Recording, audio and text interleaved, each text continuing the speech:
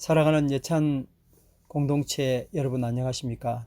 2021년도 고난주간 특별 새벽 기도에 오신 여러분들을 주님의 이름으로 환영하고 은혜가 넘치는 하루가 되길 간절히 기도드립니다.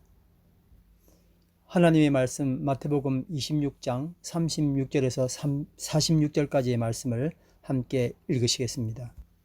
마태복음 26장 36절에서 46절까지의 말씀입니다. 저는 새번역 성경으로 이 말씀을 읽도록 하겠습니다. 36절부터 읽습니다. 그때에 예수께서 제자들과 함께 겟셋마네라고 하는 곳에 가서 그들에게 말씀하셨다. 내가 저기 가서 기도하는 동안에 너희는 여기에 앉아 있어라. 그리고 베드로와 세베대의 두 아들을 데리고 가서 근심하며 괴로워하기 시작하셨다. 그때 예수께서 그들에게 말씀하셨다. 내 마음이 괴로워 죽을 지경이다. 너희는 여기서 머무르며 나와 함께 깨어 있어라.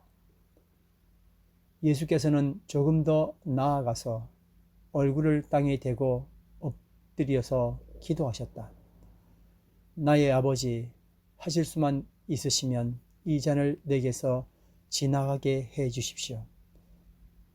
그러나 내 뜻대로 하지 마시고 아버지의 뜻대로 해 주십시오.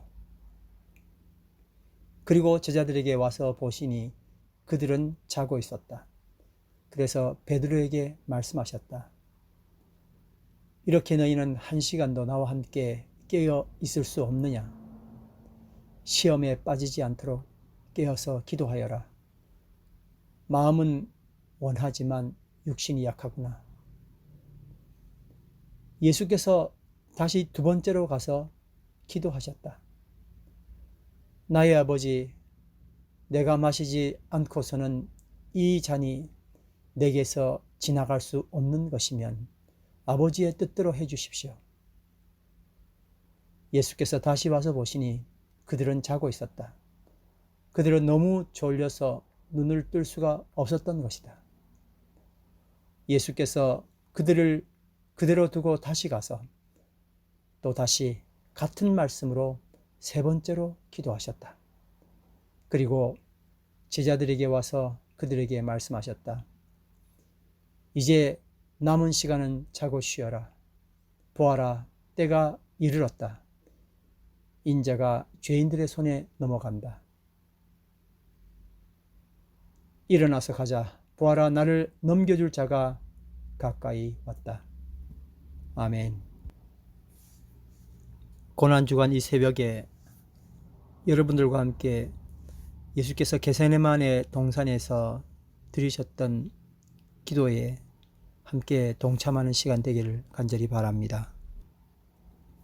예수님은 제자들과 함께 겟세마네 동산으로 가셨고, 그리고 이제 두 제자들을 데리고 또 들어가시고, 그리고 그 제자들을 남겨두시고 다시 좀 더 떨어진 곳으로 가셔서 기도하셨습니다. 예수님은 예수님의 받으신 그리고 받아야 할 고난을 생각하시고 정말 괴로운 심정으로 기도하러 들어가셨습니다. 그리고 마땅히 제자들은 제자들의 기도를 드려야 했었습니다. 시험에 들지 않도록 깨어서 기도해야 했습니다. 예수님께서 제자들에게 말씀하셨습니다. 38절, 내 마음이 괴로워 죽을 지경이다. 너희는 여기 머물면서 나와 함께 깨어 있어라. 예수님의 심정이 고스란히 드러나 있습니다. 마음이 괴로워서 죽을 지경이다. 제자들을 의지할 수도 없었고 그럴 상황도 아니었습니다. 그래서 주님은 홀로 조금 더 나아가셔서 얼굴을 땅에 대고 엎드려서 기도하셨습니다. 그 기도 내용은 이렇습니다. 나의 아버지, 하실 수만 있으시면 이 잔을 내게서 지나가게 해주십시오. 그러나 내 뜻대로 하지 마시고 아버지의 뜻대로 해주십시오. 정말 너무나 쉽게 읽혀지는 성경 말씀이지만 가장 어려운 기도 중에 하나가 아닌가 생각됩니다. 예수님께서는 같은 기도를 정말 땀과 피가 섞인 채로 간절한 기도를 3번이나 드리셨습니다. 게셋마네라는 이름의 뜻처럼 기름을 짜내는 기도를 하나님 앞에 올려드렸던 것입니다. 기도가 다 똑같지 않습니다. 우리는 하나님 도와주세요. 제발 도와주세요. 이번만 도와주세요. 가장 처절하게 드릴 때의 기도가 바로 이런 기도이지 않습니까? 이 기도는 아주 절실한 상황에서 드려왔던 짧지만 아주 강력한 기도입니다. 제가 크리스찬이라는 것을 구체적으로 느끼게 되는 기도가 바로 이 기도를 드리는 순간이었습니다. 상황이 끝나기까지 이 짧은 기도가 연속적으로 계속 되다 보면 저는 어느 때보다 더 하나님을 신뢰하게 됩니다. 그런데 오늘 이 말씀을 통해서 우리는 참으로 놀라운 이야기를 마주하게 됩니다. 하나님 제발 도와주세요. 제발 도와주세요 해서 당신의 뜻이 이루어지기를 원합니다. 라는 기도로 바뀌게 된 것을 말합니다. 여러분들도 다 같은 경험을 해보셨겠지만 저는 어느 금요일 정말 생각지도 못한 어떤 일들 때문에 차를 타고 가다가 습관처럼 하나님 도와주세요. 제발. 하나님 제발 도와주세요. 정말 쉬지 않고 연속적으로 그 기도를 드렸던 적이 있었습니다. 그러다가 정말 문득 이 기도를 그쳐야 하는구나. 그 절박한 상황에서 이 기도를 더 이상 드리면 안 되겠구나 하는 생각을 하게 되었습니다. 하나님의 은혜였던 것 같습니다. 제가 하나님 제발 도와주세요. 그 기도를 그치게 된 것입니다. 그 절체절명의 순간에 저는 더 이상 이 기도를 드리지 말아야 한다는 깨달음이 오게 되었습니다. 이 기도가 얼마나 잘못된 기도인지 생각하게 된 것입니다. 사실 우리가 드리는 대부분의 기도를 압축한다면 거의 이 기도에서 벗어나지 않을 것입니다. 하나님 도와주세요. 하나님 제발 도와주세요. 좀 더 압축해 본다면 하나님 주세요입니다. 이것이 우리의 신앙이고 이것이 하나님을 믿는 이유였습니다. 우리는 힘주어서 주시옵소서를 외칩니다. 몇몇을 제외한 대부분의 크리스찬들이 드리는 기도의 주된 관심사는 당연히 주시옵소서, 주시옵소서, 하나님 주시옵소서 라는 겁니다. 하나님 오시옵소서가 아니라 하나님 나에게 주시옵소서입니다. 그런데 이것은 누구든지 내 요구를 들어주기만 하면 그게 다 하나님이라고 여기는 것과 같습니다. 신자들이 믿지 않는 사람들에게 예수를 믿으라고 전도하는데 그 주된 메시지가 뭘까요? 정말 안타깝게도 이겁니다. 지금 네가 믿었던 신보다 현재 내가 믿는 신이 더 잘해준다. 더 잘 준다. 내가 믿는 신은 네가 믿는 신보다 요구하는 것이 단순하고 아주 깔끔하다. 그러니 한번 믿어봐라. 크리스천들은 이것이 복음이라고 착각했습니다. 그런데 크리스천들은요, 교회 다니는 사람도 전도합니다. 무슨 소리냐고요? 교회에 다니는 사람끼리 무슨 전도를 하냐며 의아해 하시겠지만 사실입니다. 당신이 다니는 교회보다 내가 다니는 교회가 더 잘해준다. 너희 교회와 비교할 수 없다. 한번 바꿔봐라. 예수께서 우리에게 오신 것은 우리의 모든 짐을 벗어버리고 편히 쉬는 것이며 우리가 무거운 짐을 지는 고통에서 자유를 누리는 것입니다. 그런데 크리스찬임에도 여전히 하나님이 주시는 그 자유함을 누리지 못하고 짐에 눌려서 고통하는 이유가 무엇일까요? 그건 바로 가짜 복음 때문입니다.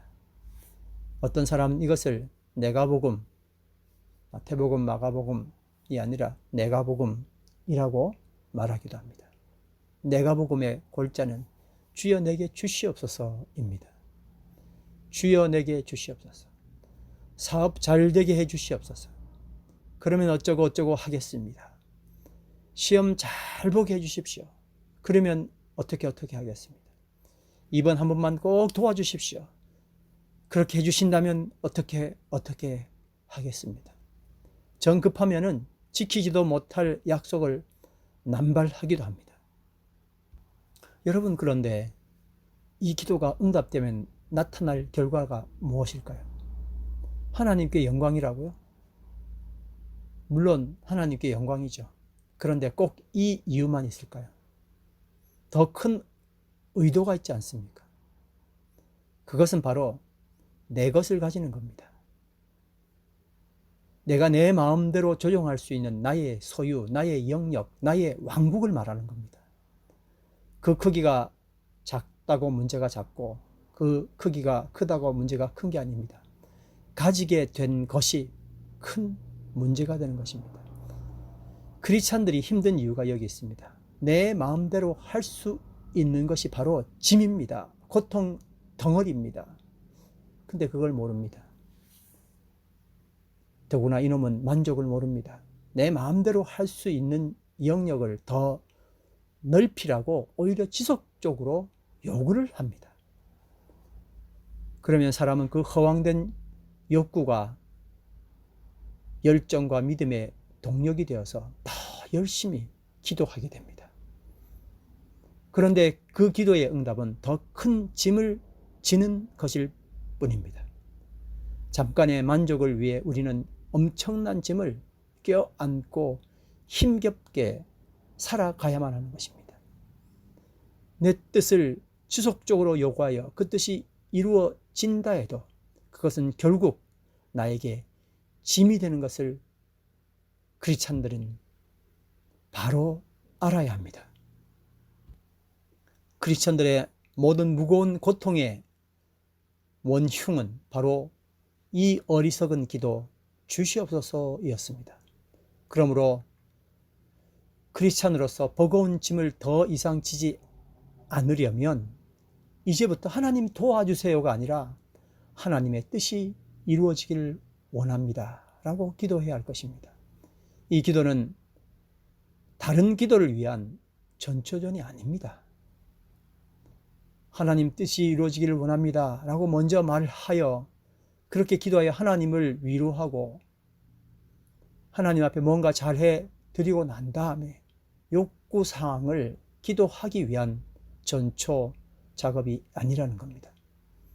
그래서 그동안 해온 모든 기도를 중지하고 모든 기도를 그치고 모든 기도를 버리고 하나님의 뜻이 이루어지기를 원합니다 라는 기도가 오히려 모든 것이 되어야 합니다. 이 기도가 시작이며 끝이어야 합니다. 사업이라는 간판을 내걸고 주시옵소서라고 기도하면 그게 저주입니다. 간판을 내건 게 저주가 아니라 주시옵소서, 그게 저주인 겁니다. 교회를 설립했습니다. 모든 성도가 모여서 주시옵소서라고 기도합니다. 그런데 그 기도대로 된다 해도 저주, 안 돼도 저주입니다. 그러나 무엇을 시작하든 무엇을 마치든 하나님의 뜻을 구하며 이 뜻이 이루어지기를 기도하는 사람은 그 뜻이 이루어지기도 전에 이미 엄청난 축복을 받은 사람입니다. 그에게는 쓸데없이 져야 할 무거운 고통의 짐이 없기 때문입니다. 뜻은 하늘에서 이루어진 것이 그 다음에 이 땅에 이루어지는 겁니다.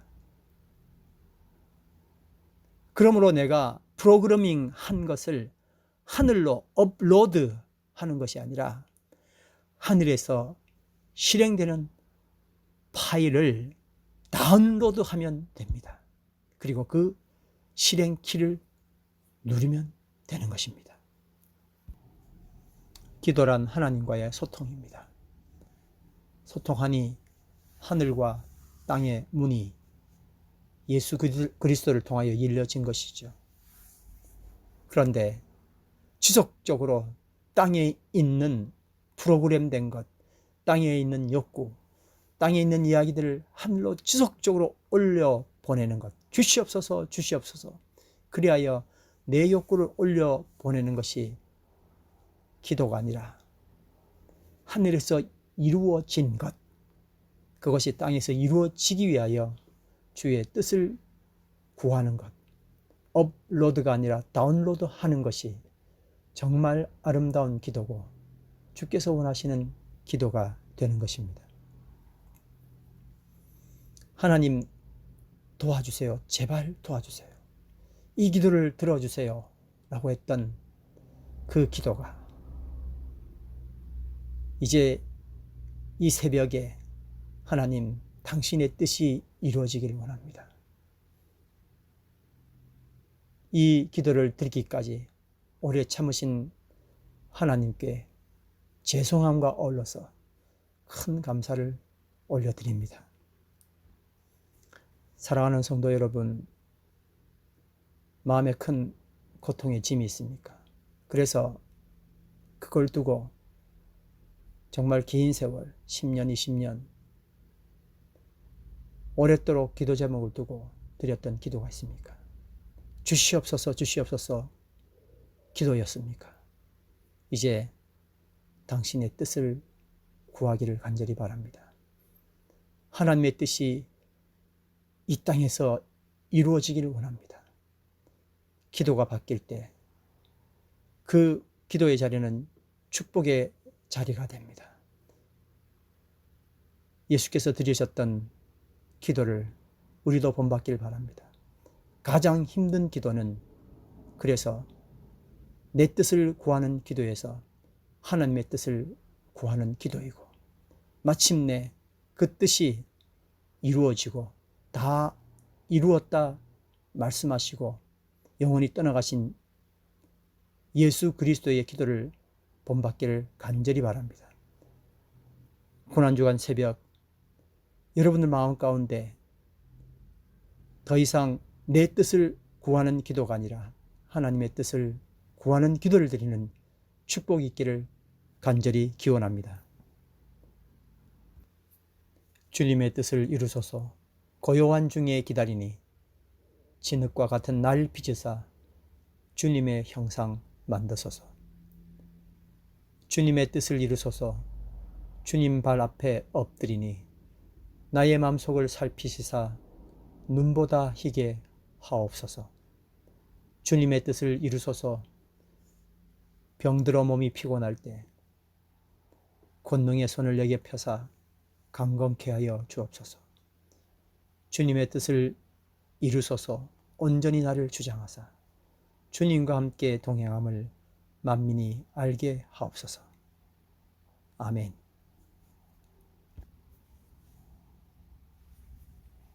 기도드리겠습니다. 우리를 위하여 십자가를 지신 예수 그리스도의 희생과 사랑을 인하여 감사를 올려드립니다. 이 아침에 당신의 뜻만을 구했던 예수 그리스도의 기도가 우리의 기도가 되기를 간절히 바랍니다. 하나님, 우리에게 오셔서 말씀해 주시고 이제 업로드 하는 데 신경 쓰는 것이 아니라 다운로드하여 그것이 실행될 수 있는 은혜가 있도록 우리의 삶을 주장하여 주시옵소서. 감사와 찬양을 드리며 예수님 이름으로 기도드립니다. 아멘.